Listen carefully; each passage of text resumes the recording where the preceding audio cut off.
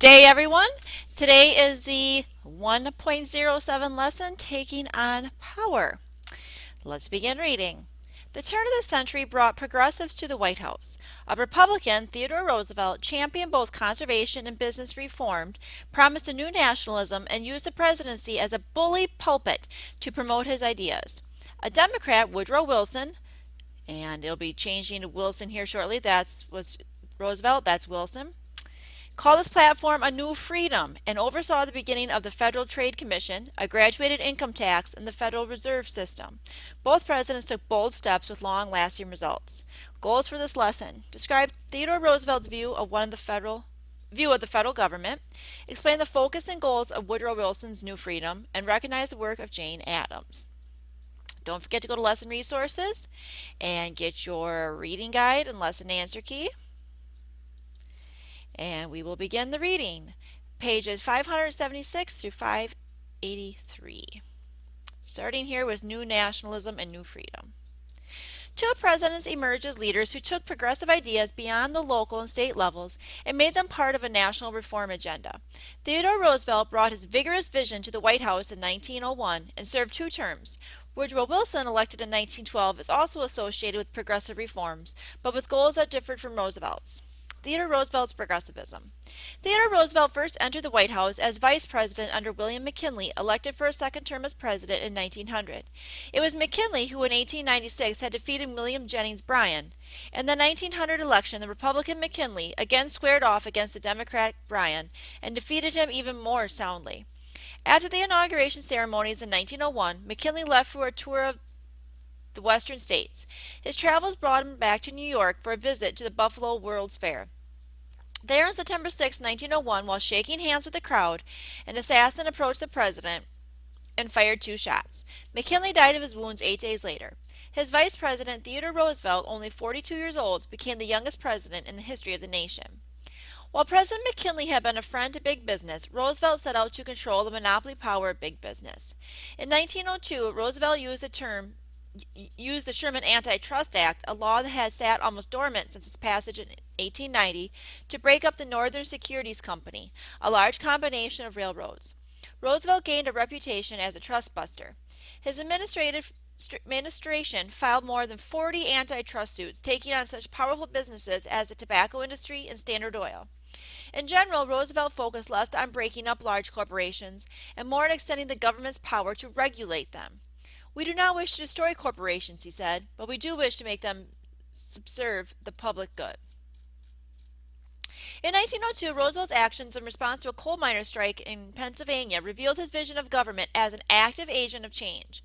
When miners walked off the job demanding a pay raise and a shorter workday, mine owners responded by shutting down the mine and resolving to wait out the miners until starvation forced them back to work. The strike threatened to cut off an important fuel supply for heating homes and institutions such as hospitals and schools. As the supply of coal dwindled, the price of coal shot up. A politically savvy Roosevelt understood that Americans would blame the Republicans for the troubles. Previous presidents had been quick to send federal troops to end strikes, but Roosevelt decided on another course. He invited leaders of the miners and the mine owners to a meeting in Washington to iron out their differences, with the president acting as a mediator. The president was disappointed by the meeting. The owners refused to speak to the leaders of the mines. When the meeting ended with no agreement, Roosevelt announced that he might send U.S. Army troops to take over the mines and get them running again. One congressman objected that such an action would be unconstitutional, to which Roosevelt responded, "To heck with the Constitution when the people want coal." The mine owners, fearing the president would proceed with his threat to seize control of their mines, agreed to arbitration, settlement of the dispute by an impartial third party. The workers gained a modest pay increase and a shorter workday. The result of the president was a square deal for all sides, a phrase that became a motto for his second term in office, a square deal. During his 2 terms as president, Roosevelt enacted a number of reforms. He supported restrictions on child labor and sought to hold employers accountable for workplace injuries. In 1906, he signed into law the Hepburn Act, which strengthened the Interstate Commerce Commission by giving it the power to regulate the railroad rates. In the same year, reacting to the public outrage over the jungle and other muckraking exposés, Roosevelt protected American consumers by signing the Pure Food and Drug Act and the Meat Inspection Act.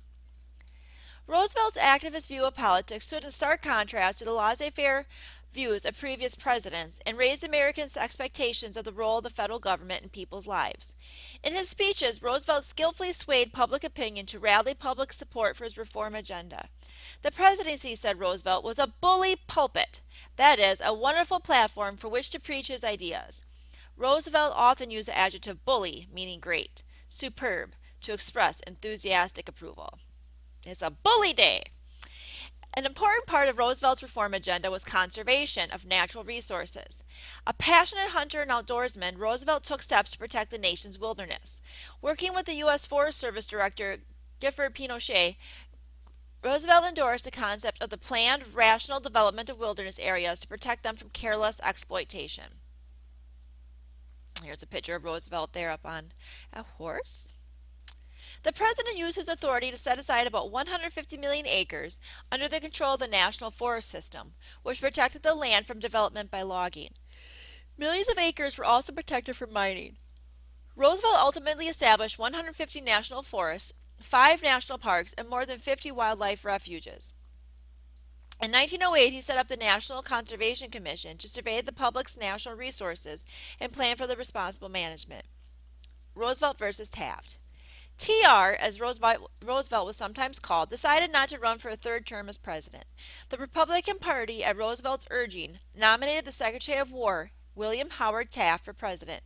In 1908, Taft easily defeated the Democratic candidate, who was, once again, William Jennings Bryan. Taft carried on the work of trust busting and supported other progressive measures inherited from Roosevelt. But Taft lacks Roosevelt's larger-than-life personality and was never as skilled as his predecessor in the rough maneuverings of Washington politics. Various arguments soon led to a split between conservative and progressive factions within the Republican Party. Meanwhile, Roosevelt remained a popular figure in the public eye. In 1910, he visited Kansas and delivered a famous speech which he called the New Nationalism. The federal government, he said, must act as a steward of the public welfare. Roosevelt called for inheritance and income taxes, laws to improve the working conditions of women and children, workers' compensation laws, and greater restrictions on corporations. In 1912, Roosevelt decided to challenge President William Howard Taft for the Republican presidential nomination. Taft, who had the support of party leaders and wealthy financial interests, won the nomination. Roosevelt led his supporters from the convention hall and established a new political party called the Progressive Party. It was quickly nicknamed the Bull Moose Party, after Roosevelt told the reporter that he felt as strong as a bull moose. In October 1912, at the start of the presidential campaign, Roosevelt went to Milwaukee to deliver a speech. As he was about to enter a car to take him to the auditorium, a man approached and shot him.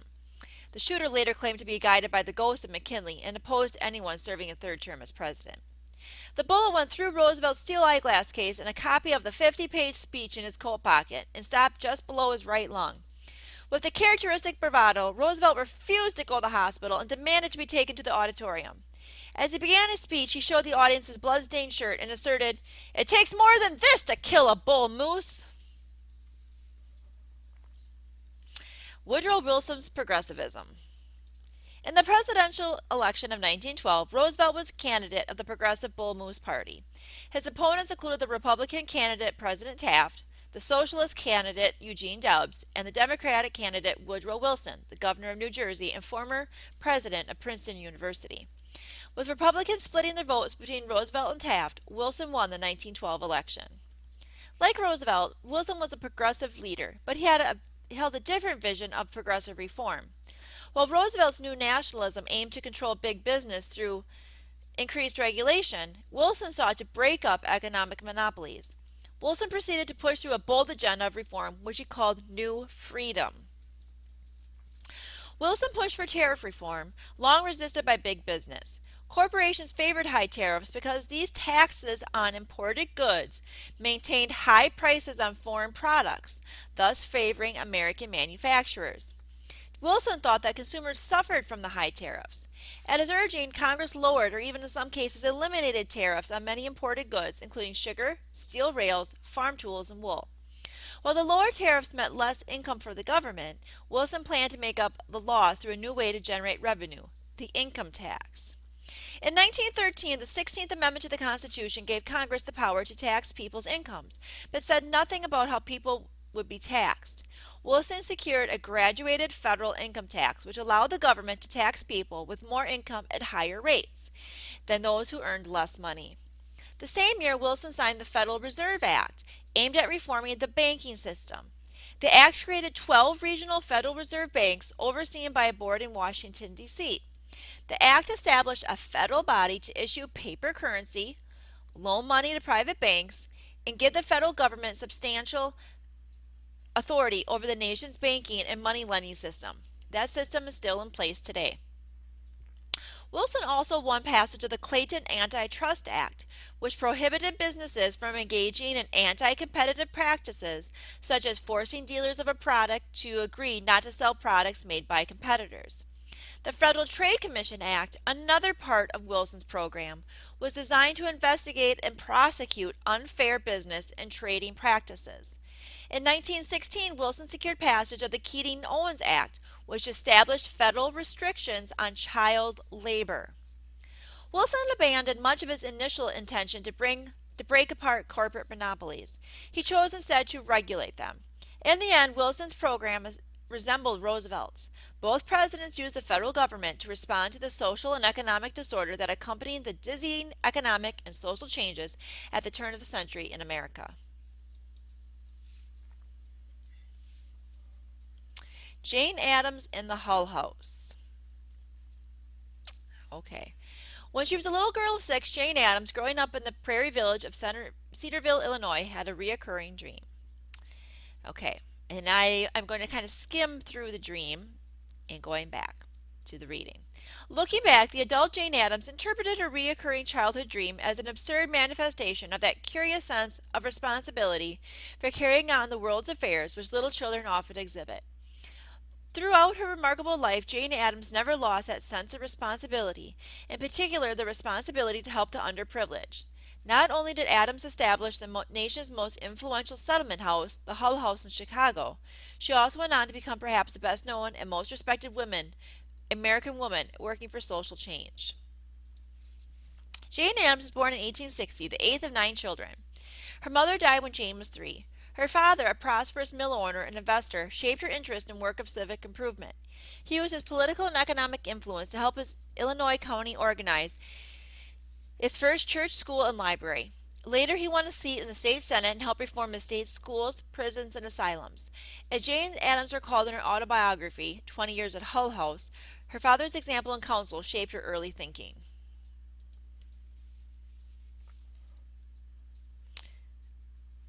Jane Addams attended college at Rockford Female Seminary in Illinois.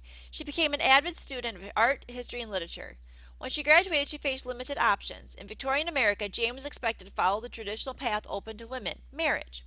But she aspired to find meaningful work outside the home and to engage in the nation's public life. Above all, her mind remained preoccupied with the old question eternally suggested by the inequalities of the human lot. Okay, I'm going to kind of skim through because I want to make sure I get through this before the 15 minutes off. It says she gets ill, she goes to Europe, and on her visit to Europe, Jane Addams' eyes were open to the possibilities for work that would give her life meaning and purpose. With her friend from college, Addams visited Tonby Hall, a settlement house in London's East End, staffed by students from Oxford University and Cambridge who had decided to live and work among the poor. At this settlement house, Addams was deeply impressed by the sight of young, well-educated people working to help the city's poor and immigrant population. Okay, when she returned from her European travel, she found an American beset by urban challenges as bad as those she had witnessed in London, including extremes of poverty and wealth, rampant disease, the breakup of families, and widespread crime and vice. She decided to follow the lead of the founders of London's Toynbee Hall and established a settlement house in the poor neighborhood of Chicago. They rented a rundown mansion and was called Hull House, located in one of Chicago's poorer neighborhoods with a mixture of immigrants, Italian, German, Russian, Polish, and others. The blocks were lined with tenements and sweatshops, the streets full of ill-clad, undernourished children. Hull House became the focus of what Addams called her experimental effort to aid in the solution of the social and industrial problems which are endangered by the modern condition of life in the city.